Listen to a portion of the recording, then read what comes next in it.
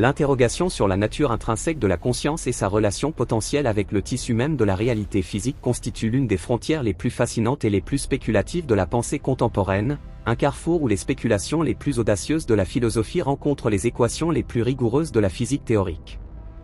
La question de savoir si la conscience, cette expérience subjective irréductible que nous appelons « je », peut exercer une influence mesurable, voire causale, sur la courbure de l'espace-temps, ce substrat quadridimensionnel décrit avec une élégance implacable par la relativité générale d'Albert Einstein, nous plonge dans un territoire conceptuel où la rigueur scientifique doit dialoguer avec le mystère métaphysique.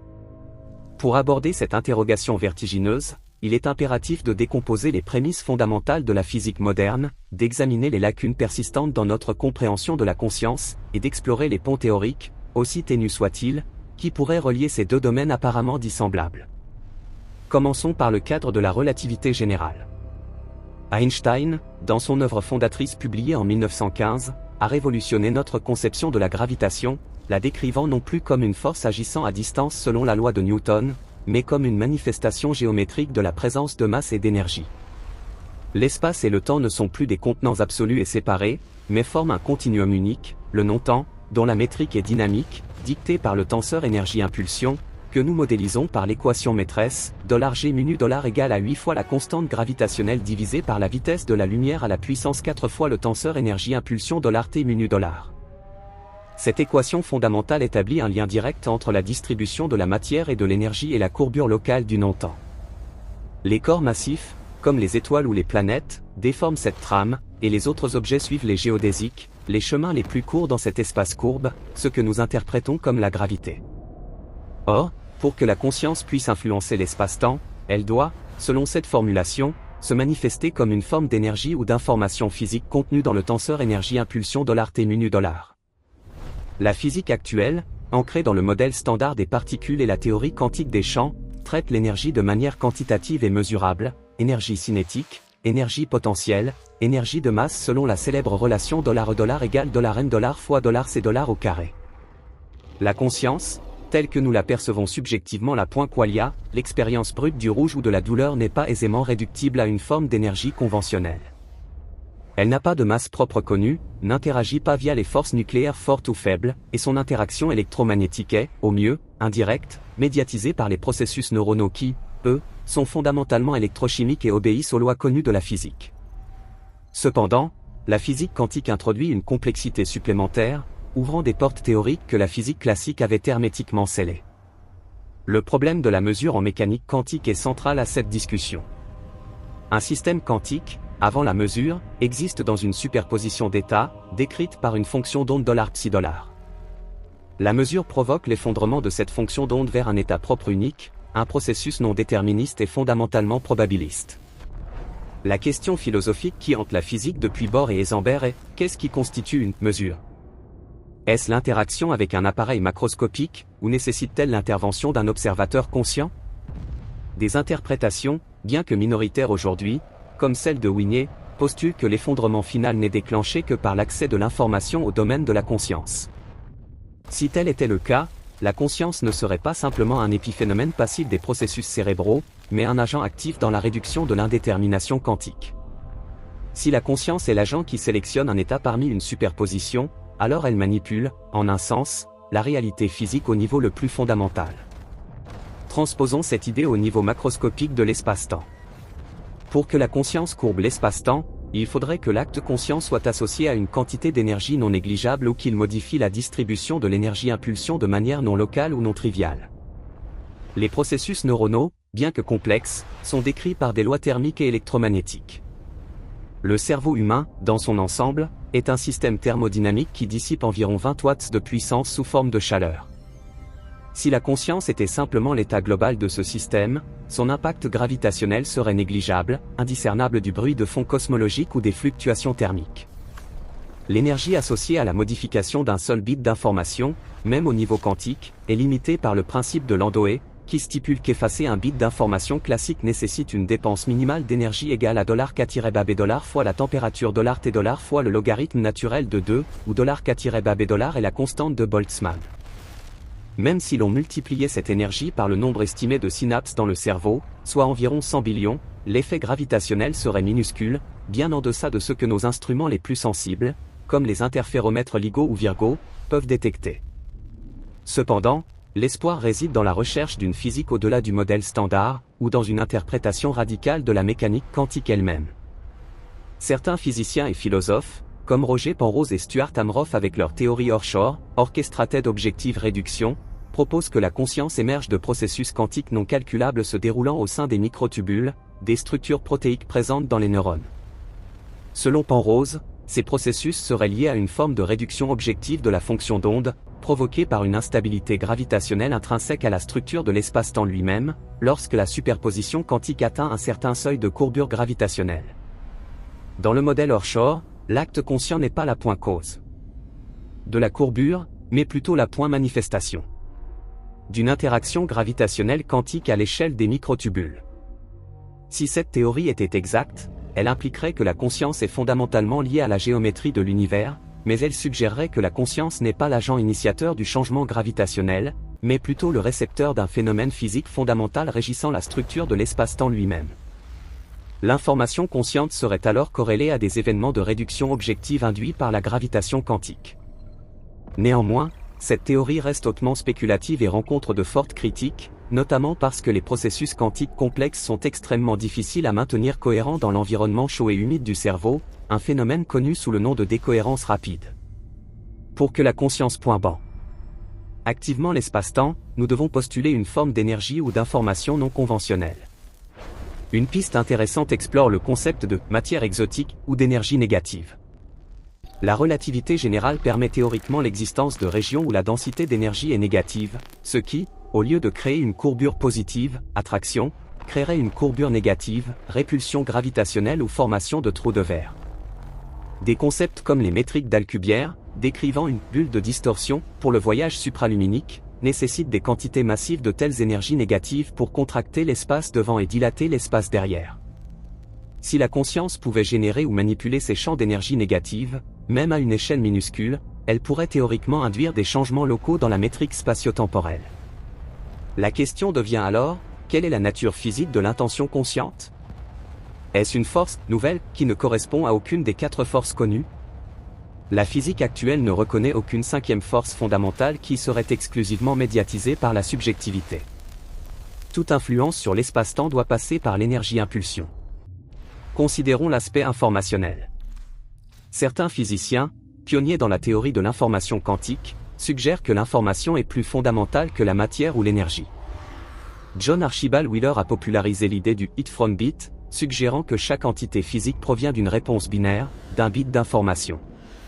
Si l'information est primordiale, et si la conscience est l'entité qui traite, génère et interprète cette information au plus haut niveau d'organisation biologique, il est plausible qu'elle soit intrinsèquement liée à la structure informationnelle de l'espace-temps. Des travaux récents en gravité quantique à boucle ou en théorie des cordes tentent de quantifier l'espace-temps lui-même, le décrivant comme étant composé de quanta discrets plutôt que d'un continuum lisse. Si l'espace-temps est granulaire, alors la courbure elle-même pourrait être médiatisée par des échanges d'informations entre ces atomes d'espace-temps. Dans ce cadre, une intention consciente, qui est fondamentalement un flux d'informations hautement structuré, pourrait interagir directement avec la structure informationnelle du cosmos. Cependant, aucune de ces théories n'a encore produit de prédiction testable reliant explicitement l'intention subjective à la courbure gravitationnelle locale. Examinons les tentatives empiriques, bien que rares et souvent controversées, pour détecter une influence non physique sur la matière. Le domaine de la parapsychologie a historiquement exploré la télékinésie ou l'effet psychokinétique, qui, si elles étaient vérifiables, impliqueraient une forme de manipulation de la matière ou de l'énergie par la pensée. Les expériences les plus célèbres dans ce domaine, telles que celles menées par le Princeton Engineering Anomaly Research Laboratory, ont parfois rapporté des résultats statistiquement significatifs concernant l'influence de l'opérateur sur des générateurs de nombres aléatoires quantiques. Si l'opérateur pouvait influencer la sortie d'un générateur quantique, cela impliquerait, comme discuté précédemment, une influence sur l'effondrement de la fonction d'onde. Si l'on accepte l'hypothèse extrêmement forte que la conscience peut modifier l'état quantique d'un système, il reste un saut colossal pour affirmer qu'elle peut modifier la géométrie de l'espace-temps. La modification de l'état quantique se traduit par une modification des probabilités d'événements futurs dans le monde classique, mais la modification de la métrique spatio-temporelle nécessite un changement dans la densité d'énergie-impulsion elle-même.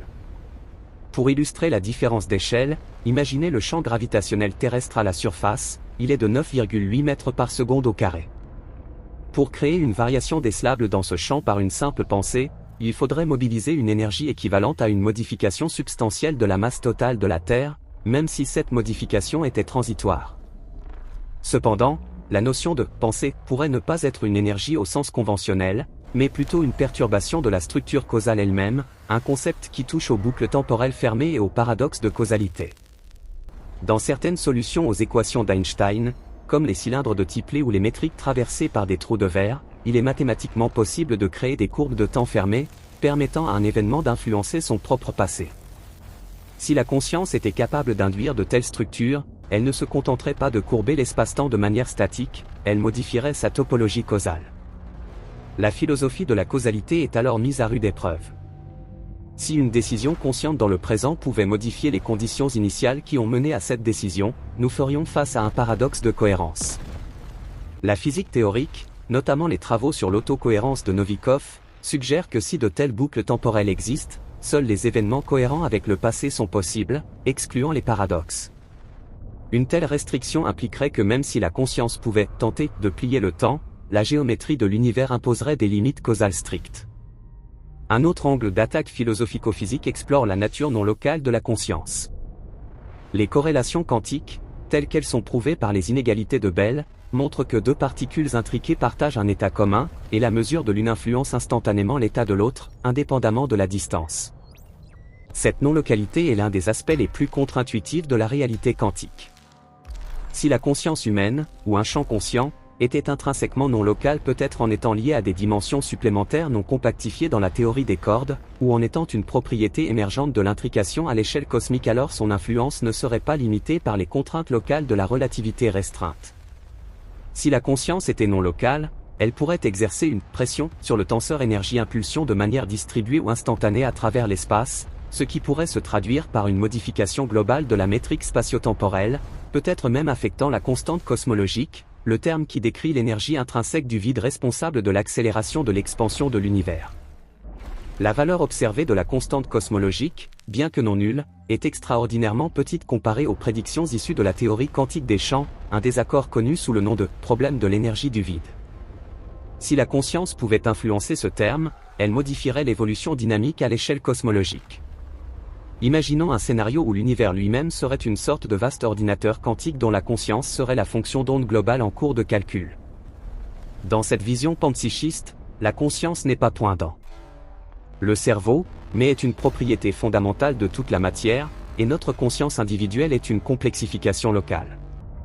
Dans ce cadre, l'action de notre conscience individuelle est une micro-perturbation dans un champ de conscience universel qui, lui, est peut-être ce qui fixe les constantes fondamentales de la physique. Si tel est le cas, la conscience ne plie pas l'espace-temps par un acte de volonté dirigé, mais elle est inextricablement liée à la géométrie elle-même, car l'espace-temps est la structure dans laquelle cette conscience s'exprime. Pour revenir à des bases plus empiriques, considérons les effets gravitationnels des champs électromagnétiques intenses. Les expériences ont montré que les champs électromagnétiques induisent de très petites modifications dans la métrique, comme prédit par la relativité générale lorsque l'on inclut l'énergie du champ électromagnétique dans $T μ $. Cependant, l'intensité nécessaire pour produire un effet notable dépasse de loin ce que les dispositifs de laboratoire peuvent générer sans violer d'autres lois physiques connues. L'hypothèse que la conscience puisse agir comme un champ électromagnétique ultra faible, mais structuré de manière unique, n'est pas exclue par les équations d'Einstein, mais elle est fortement contrainte par l'absence de détection de tout effet correspondant dans des expériences de haute précision menées dans des environnements contrôlés. Un exemple frappant de la subtilité requise est celui des ondes gravitationnelles. Leur détection par LIGO a révélé que des événements cataclysmiques, comme la fusion de deux trous noirs de plusieurs masses solaires, produisent des ondulations dans l'espace-temps qui ne changent la distance entre deux bras de 4 km que d'une fraction de la taille d'un proton. L'énergie impliquée dans ces événements est stupéfiante, de l'ordre de 3 masses solaires converties intégralement en énergie gravitationnelle en une fraction de seconde. Si l'intention d'un être humain, même concentré, devait produire un signal comparable, il faudrait qu'elle puisse mobiliser et concentrer une énergie équivalente à la destruction d'une planète, ce qui semble physiquement absurde dans le cadre de notre compréhension actuelle de la biologie et de la physique. Néanmoins, l'argument philosophique persiste et que la physique actuelle est incomplète. Nous n'avons pas encore de théorie satisfaisante de la gravité quantique. Si une théorie comme la gravité quantique à boucle est correcte, l'espace-temps n'est pas un fond passif mais un objet quantique dynamique. Il est possible que la conscience, étant le seul phénomène connu capable d'intégrer et d'interpréter des informations de manière holistique à travers une structure biologique, représente un type d'interaction avec le substrat quantique de l'espace-temps qui échappe aux descriptions basées uniquement sur les champs macroscopiques ou les particules. Imaginez le concept de temps subjectif contre temps objectif. Le temps objectif est celui mesuré par les horloges atomiques, régi par la métrique spatio-temporelle. Le temps subjectif, la perception que le temps s'accélère avec l'âge ou ralentit lors d'un danger, est un phénomène neurobiologique. Si la conscience peut affecter la métrique de l'espace-temps, elle ne ferait pas que modifier notre perception du temps, elle modifierait le taux d'écoulement du temps pour tout observateur dans son voisinage immédiat. Les expériences sur les effets psychokinétiques, bien que discréditées par la science orthodoxe en raison de la difficulté à éliminer les biais expérimentaux et les fraudes potentielles, maintiennent une pertinence philosophique. Si le cerveau peut générer un effet physique non expliqué par les lois connues, où faut-il chercher l'explication? Les critiques avancent que si une interaction non standard était possible, elle devrait violer la conservation de l'énergie ou du moment cinétique à l'échelle macroscopique, ce qui n'a jamais été prouvé de manière robuste. Un domaine de recherche théorique plus avancé explore les implications de la théorie de l'information et de l'entropie. L'entropie, mesure du désordre, est fondamentale pour la flèche du temps, dictée par le second principe de la thermodynamique, l'entropie d'un système isolé tend toujours à augmenter. Si la conscience pouvait diminuer localement l'entropie, c'est-à-dire créer de l'ordre à partir du désordre, elle créerait un processus antithermodynamique qui pourrait se manifester comme une anomalie gravitationnelle ou une distorsion locale de la flèche du temps. La conscience, en tant que créatrice d'ordre informationnel complexe, pensée, souvenir, structure logique, pourrait être interprétée comme un puits d'entropie locale. Si cet effet était suffisamment puissant pour influencer la métrique, nous reviendrions à l'idée d'une interaction directe avec la géométrie. Cependant, l'argument standard est que le cerveau, en tant que système ouvert, crée de l'ordre localement en augmentant l'entropie de son environnement, dissipation de chaleur, excrétion de déchets. L'augmentation nette de l'entropie universelle est préservée. Pour que la conscience courbe l'espace-temps, elle devrait réussir à créer une diminution nette d'entropie dans une région suffisamment grande pour affecter la métrique, ce qui est interdit par la thermodynamique classique. Revenons à la relativité générale et à son langage mathématique. Une courbure non triviale de l'espace-temps nécessite un tenseur énergie-impulsion $T mu nu $ non nul et non diagonalisable dans le sens habituel. Si la conscience devait agir, elle devrait potentiellement introduire des termes non diagonaux, représentant des flux d'énergie couplés à des gradients spatiaux, ou des composantes de pression-tension qui ne sont pas attribuables à des champs matériels connus. Considérons l'hypothèse de la matière noire ou de l'énergie noire. Ces composantes constituent environ 95% de la densité d'énergie de l'univers, et leur nature reste un mystère complet. L'énergie noire provoque l'expansion accélérée et est caractérisée par une pression négative, $P égale -ρ c'est 2 $, où $ρ$ est la densité d'énergie. Si, par une connexion encore inconnue, la conscience humaine était un artefact de l'énergie noire, ou si elle pouvait y puiser son influence, alors une pensée concentrée pourrait théoriquement moduler localement la constante cosmologique, influençant ainsi la courbure de l'univers à grande échelle. C'est une spéculation audacieuse, car l'énergie noire semble être homogène et isotrope, sans structure locale. Si la conscience pouvait la modifier, elle contredirait son caractère universel et statique tel que mesuré actuellement par les relevés de supernova de type Ia. La philosophie de l'esprit, notamment le fonctionnalisme et le dualisme, éclaire également cette recherche. Le fonctionnalisme soutient que l'état mental est défini par son rôle causal dans le système, quelle que soit sa réalisation physique. Si la conscience est juste une fonction de traitement de l'information, alors l'affecter reviendrait à modifier le calcul, ce qui se traduit par des changements électrochimiques classiques, sans effet gravitationnel. Le dualisme, en revanche, postule une substance ou une propriété non physique pour la conscience.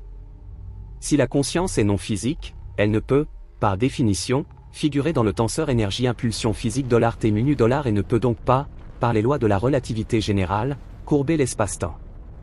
Elle existerait en dehors du cadre géométrique d'Einstein. Pour que la réponse soit « oui », il faudrait que l'une des deux choses suivantes soit vraie. Premièrement, la conscience est une forme d'énergie physique encore non identifiée, qui s'ajoute au contenu de $T mu nu $ et dont l'intensité peut être modulée par la volonté. Deuxièmement, la théorie de la gravité est incomplète à des échelles extrêmement fines, échelle de Planck, $10 à la puissance -35 mètres, ou à des échelles cosmologiques, et la structure informationnelle de la conscience interagit avec la structure fondamentale quantique de l'espace-temps d'une manière que les équations classiques ne décrivent pas. Les expériences de gravitation quantique sont encore à l'état embryonnaire. Nous n'avons pas de test direct pour vérifier si des champs non conventionnels, incluant ceux postulés pour la conscience, influencent la métrique.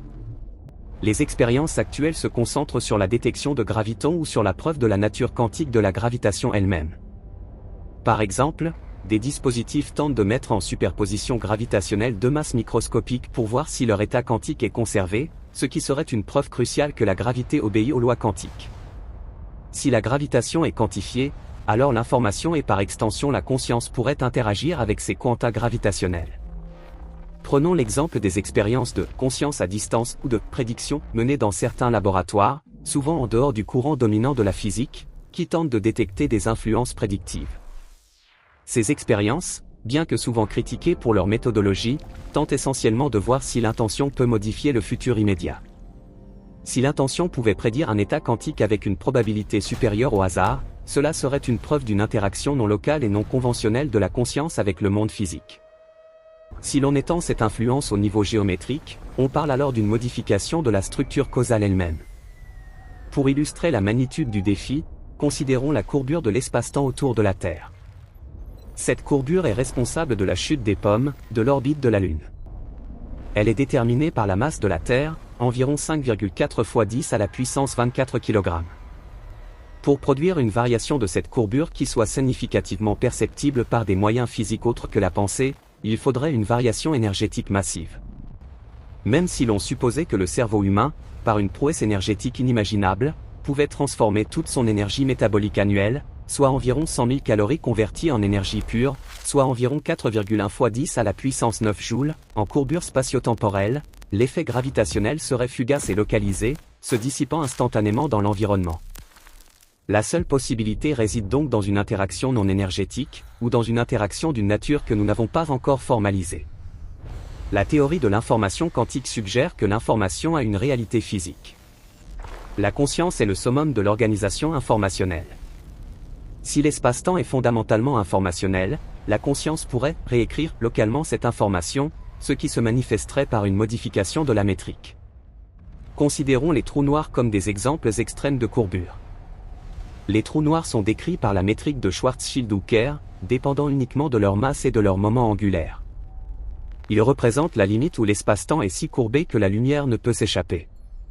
L'horizon des événements est une frontière purement géométrique. Si la conscience pouvait plier l'espace-temps, elle devrait potentiellement altérer les propriétés des horizons ou influencer la singularité elle-même. Or, le théorème de l'absence de poil, Noire théorème, stipule qu'un trou noir est entièrement caractérisé par sa masse, sa charge et son moment cinétique. Si la conscience pouvait affecter la géométrie, elle devrait ajouter un poil supplémentaire, lié à son état informationnel ou subjectif, ce qui est explicitement interdit par les solutions classiques des équations d'Einstein. Pour contourner cela, il faudrait une modification des équations elles-mêmes, probablement dans un cadre de gravité quantique où l'horizon des événements n'est plus une surface lisse mais une structure quantique fluctuante. Dans ces théories émergentes, comme celles impliquant des holographies ou des correspondances ASK-CFT, l'espace-temps est mathématiquement équivalent à une théorie quantique des champs sans gravité vivant sur la frontière de cet espace. Si la conscience est une propriété émergente de la théorie quantique des champs sans gravité, alors elle pourrait influencer l'espace-temps interne, le volume, par des changements dans la théorie de la frontière. C'est une relation de correspondance, où un changement dans l'information de la frontière se traduit par une courbure interne. Dans ce cas, la conscience agit comme un opérateur sur la théorie de la frontière, et cette opération se traduit par une modification de la géométrie spatio-temporelle. L'analogie est la suivante, imaginez une feuille de papier, notre espace-temps en 3 dimensions spatiales plus le temps. Si vous dessinez dessus, vous modifiez la surface, mais vous ne changez pas la nature physique du papier lui-même, la gravitation. Cependant, si vous froissez la feuille de papier, vous modifiez sa géométrie globale en la courbant. Dans le modèle ASK-CFT, l'information sur la frontière est ce qui détermine la géométrie interne. Si la conscience est une forme d'information fondamentale, elle pourrait être l'opérateur qui froisse la feuille, créant une courbure gravitationnelle locale. Pour conclure cette exploration complexe, la question de savoir si la conscience peut courber l'espace-temps reste, à l'heure actuelle, résolument dans le domaine de l'hypothèse spéculative, non soutenue par des preuves expérimentales directes et contredites par les solutions rigoureuses des équations d'Einstein telles qu'elles sont appliquées au système physique connu. La relativité générale exige que toute influence sur la métrique soit médiatisée par l'énergie-impulsion, et la conscience n'a pas été identifiée comme une forme d'énergie standard. Toutefois, l'avancée incessante de la physique théorique vers une théorie unifiée de la gravité quantique suggère que notre description actuelle de l'espace-temps comme un continuum lisse pourrait être une approximation valable uniquement à l'échelle macroscopique. Si la réalité fondamentale est informationnelle et quantique, et si la conscience est intrinsèquement liée à l'organisation de cette information quantique, alors il est concevable que, à ce niveau fondamental, l'acte conscient, l'émergence de la subjectivité organisée puisse moduler les degrés de liberté de la structure spatio-temporelle elle-même. Cela nécessiterait une révision profonde de nos lois de conservation et une nouvelle physique, peut-être une physique où la causalité et l'intention sont incluses dans les équations fondamentales qui décrivent la géométrie de l'univers. Jusqu'à ce que nous ayons une meilleure compréhension de ce qu'est la conscience au niveau quantique, ou une preuve expérimentale de la gravité quantique, la possibilité demeure une interrogation vertigineuse, un pont de rêve entre le monde de l'expérience intérieure et la courbure cosmique.